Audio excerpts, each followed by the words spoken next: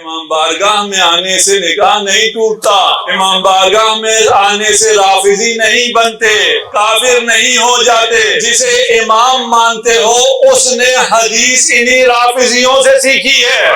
جس در پہ ہم ہیں وہ ہیں جو قائل منبر سلونی ہے۔ یہ ہم پہ جشتا ہے نا، ہم کہیں کہ پوچھ کے تو دیکھو۔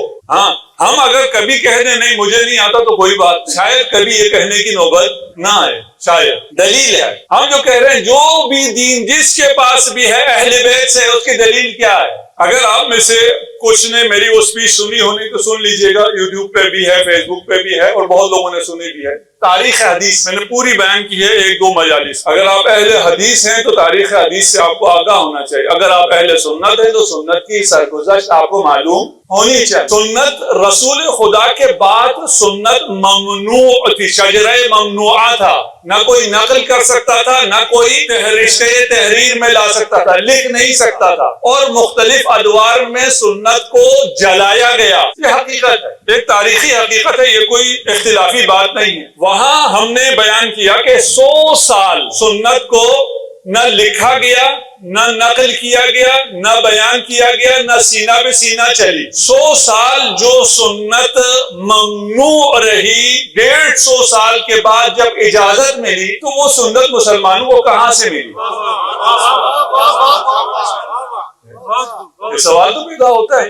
جس اسلام میں ریاست مدینہ کے بعد نہ کوئی عالم پیدا ہوتا ہے، نہ کوئی فقیہ پیدا ہوتا ہے، نہ کوئی محدث پیدا ہوتا ہے، نہ کوئی کلامی پیدا ہوتا ہے، اندھیرا ہو جاتا ہے۔ اس کے بعد یکایک فقہا پیدا ہونا شروع ہو جاتے ہیں، محدثین پیدا ہونا شروع ہو جاتے ہیں۔ 150 سال کے بعد، 150 سال بعد کیا ہوا تھا؟ کیوں اچانک کہاں سے علم نبوت پھوٹ پڑا ہے؟ علم نبوت ہم نے کہا اہل سنت کے پاس بھی جو ہے وہ بھی نبی کا علم ہے، وہ بھی سنت ہے، ہم اس کو مانتے ہیں۔ ہمارے پاس اصل ہے، ان کے پاس ہم سے پہنچا ہو جہاں سے پہنچا ہے مانتے ہیں۔ لیکن سوال صرف اتنا ہے کہ 150 سال بعد اچانک کیسے پھوٹ پڑا؟ یہ پھر 1-2 گھنٹے کی تقریر ہے اگر کسی نے تفصیل کو سمجھنا ہے۔ میں نے کہا میں دعویٰ بغیر دلیل کی نہیں کروں گا، ابھی آپ کو دلیل کی طرف اشارہ بھی دے رہا ہوں۔ 150 سال بعد کیا ہوا تھا؟ بنی امیہ کی حکومت کمزور ہوئی، ان کا استبداد ٹوٹا، اہل بیت کو آزادی ملی، اور اہل بیت کا جو فرد اس وقت تھا اس کا نام باقر العلوم ہو گیا۔ سربار پڑھ رہے محمد والا۔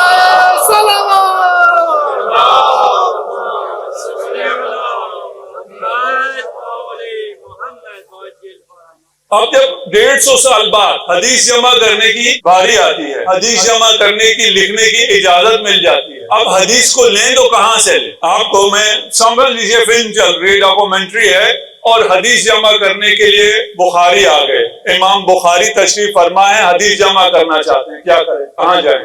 اپنی مساجد میں جاتے ہیں، وہاں نہ کوئی کتاب ہے، نہ کسی نے محفوظ رکھا ہے۔ اب امام بخاری کہاں جائے؟ امام مسلم کہاں جائیں؟ بننا امام ہے، محفوظ حدیث کو کرنا ہے۔ بہت اچھے لوگ تھے، میں ان کی تعریف کر رہا ہوں، کوئی تنقید نہیں کر رہا ہوں، بہت اچھے تھے، بہت بڑی بڑی انہوں نے قربانیاں دی ہیں، کچھ مجبوریاں بھی تھیں، ان مجبوریوں کو بھی سمجھنا چاہیے۔ آج کل آپ جن حالات سے گزر رہے ہیں، آپ کو بہت سے لوگوں کی بہت سی مجبوریاں سمجھ میں آ رہی ہیں نا؟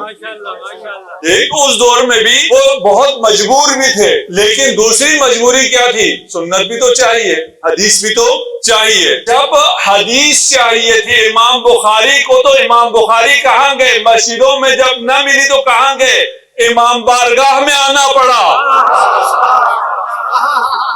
امام بارگاہ میں آنے سے نکاح نہیں ٹوٹتا، امام بارگاہ میں آنے سے رافضی نہیں بنتے، کافر نہیں ہو جاتے۔ جسے امام مانتے ہو اس نے حدیث انہی رافضیوں سے سیکھی ہے، میری تحقیق نہیں ہے، ڈاکٹر صداقت کی تحقیق ہے۔ ان کی کتاب بھی ابھی آنے والی ہے، وہ اپنی کتاب اور مسودہ لے کے آئے تھے۔ وہ انہوں نے جو مجھ سے زبانی کہا کہ امام بخاری کے 50 سے زیادہ استاد شیعہ رافضی تھے، 50 سے زیادہ استاد، راوی نہیں جس سے نقل کیا ہے۔ آپ سب پڑھے لکھے لوگ ہیں نا، ابھی گنے ذرا کتنے استاد رہے ہیں آپ؟ ہمیں تو جب اسکولوں میں جاتے ہیں استاد تو بہت ہوتے ہیں، جس سے میں نے پڑھا ہے کتنے ہوں گے؟ ہم نے اتنی عمر گزاری ہے، ہمارے شاید 50 کل استاد نہ ہوں۔ بخاری کے 50 استاد شیعہ تھے،